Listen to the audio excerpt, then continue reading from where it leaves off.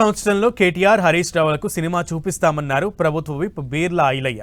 తెలంగాణను ఏటీఎంలా వాడుకున్న కేటీఆర్ కాంగ్రెస్ ప్రభుత్వాన్ని బద్నాం చేసే ప్రయత్నం చేస్తున్నారని మండిపడ్డారు. బీఆర్ఎస్ కథ క్లైమాక్స్ కు చేరుకుందని, కేటీఆర్ అరెస్టు కావడం ఖాయమన్నారు బీర్లా. కేటీఆర్ గారు కాంగ్రెస్ ప్రభుత్వం మీద చిట్చాట్ చేసిన సందర్భంలో కేటీఆర్ గారికి సంవత్సరం కాంగ్రెస్ ప్రభుత్వం చేస్తున్నటువంటి సంక్షేమ పథకాలు, అభివృద్ధి, ప్రజల నుంచి వస్తున్నటువంటి ఆదరణ చూసి ఓర్వలేక మతిభ్రమించి మాట్లాడుతున్నాడు.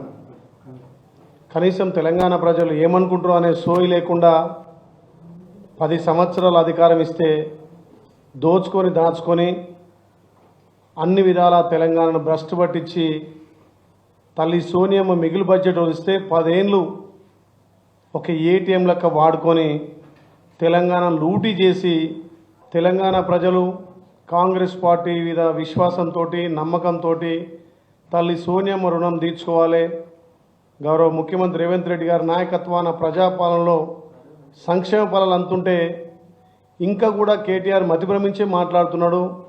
ఆయన మాట్లాడిన మాటలు చూస్తే నిజంగా కూడా తెలంగాణ సమాజం మొత్తం విసిగించే విధంగా మాట్లాడుతున్నాడు. మరి నేను కేటీఆర్ని ఒకటే కోరుతున్నా, కనీసం ఈ కొత్త సంవత్సరంలో మంచి బుద్ధి ప్రసాదించాలని, ఆ కేటీఆర్ గారికి మంచి బుద్ధి ప్రసాదించాలని శ్రీ యాదగిరి లక్ష్మణస్వామిని కోరుకుంటున్నా. 2024లో బీఆర్ఎస్ పార్టీకి గుండుసుని వచ్చిన వాళ్ళ తీరు మార్చుకోలే.